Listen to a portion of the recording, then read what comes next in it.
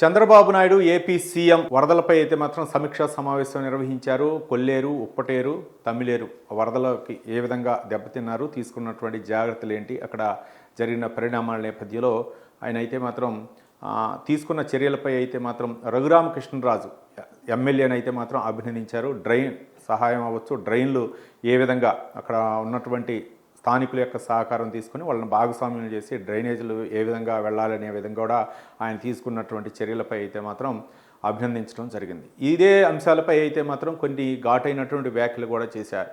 ఒక విధంగా నేను ఉమ్మడి ఆంధ్రప్రదేశ్లో ఉన్నప్పుడు 9 సంవత్సరాల అధికారంలో ఉన్నప్పుడు తెలంగాణ అవ్వచ్చు, ఏపీ అవ్వచ్చు, ఎక్కడా కూడా రౌడీయిజం కానీ గోండాయిజం కానీ లేకుండా చేశాను.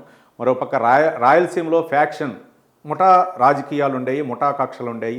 ఆ ముఠా కక్షలు ఎవరు పాల్పడ్డా సరే, మా పార్టీ వాళ్ళైనా సరే వేరే పార్టీ వాళ్ళైనా సరే ఎక్కడా కూడా లేకుండా చేయాలని చెప్పేసి ఆదేశించడం జరిగింది. ఆ విధంగానే అధికారులు కూడా ముఖ్యంగా పోలీసు యంత్రాంగం గట్టిగా, అంటే వాళ్ళకి ఇచ్చినటువంటి స్వేచ్ఛ స్వాతంత్రం వల్ల అవి నిర్మూలించగలిగారు.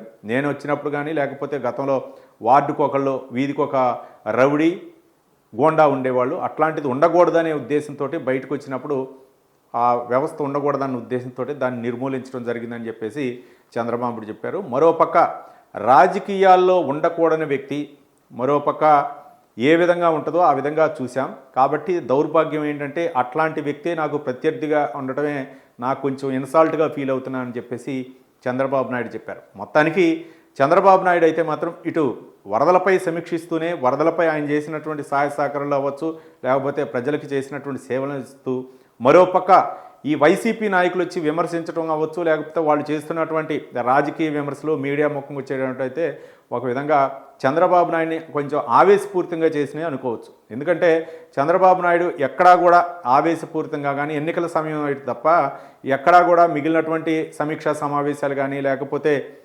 అధికారులకు ఆదేశాలు ఇచ్చేటప్పుడు కానీ కొంచెం ఆవేశపూరితంగా ఎప్పుడు కూడా మాట్లాడే పరిస్థితి ఉండదు. కొంచెం కూల్గా సబ్జెక్టు గురించే, ఏ సబ్జెక్ట్ అయితే వరదలైతే వరదలు, లేకపోతే మిగిలినటువంటి ఎవరికైతే ఆహారం అవ్వచ్చు, లేకపోతే మిగిలినటువంటి విద్యాశాఖకు సంబంధించిన విద్యాశాఖ, లేకపోతే ఇరిగేషన్ డిపార్ట్మెంట్కి సంబంధించిన దాని గురించి ఆ సబ్జెక్టులు క్లియర్ కట్గా గతానికి ఇప్పటికీ లేకపోతే భవిష్యత్తు, మరోపక్క గత ఎన్ని సంవత్సరాల నుంచి ఇలాంటి వ్యవస్థ ఏర్పడింది, మనం వచ్చిన తర్వాత ఎలాంటి పరిస్థితి వచ్చింది అనేది కూడా చెప్పి పవర్ పాయింట్ ప్రజెంటేషన్ ద్వారా చంద్రబాబు నాయుడు అయితే మాత్రం వివరించే ప్రయత్నం చేస్తారు. ఎక్కడా కూడా ఆవేశపూరితం. కానీ ఈ సమీక్షిస్తూనే మళ్ళీ వైసీపీ నాయకులు గతంలో చేసినటువంటి అరాచకాలు అవ్వచ్చు, లేకపోతే వాళ్ళు చేసినట్టు విధ్వంసం అవ్వచ్చు, వీటన్నిటిని కూడా చంద్రబాబు నాయుడు అయితే మాత్రం ప్రస్తావిస్తున్నారు.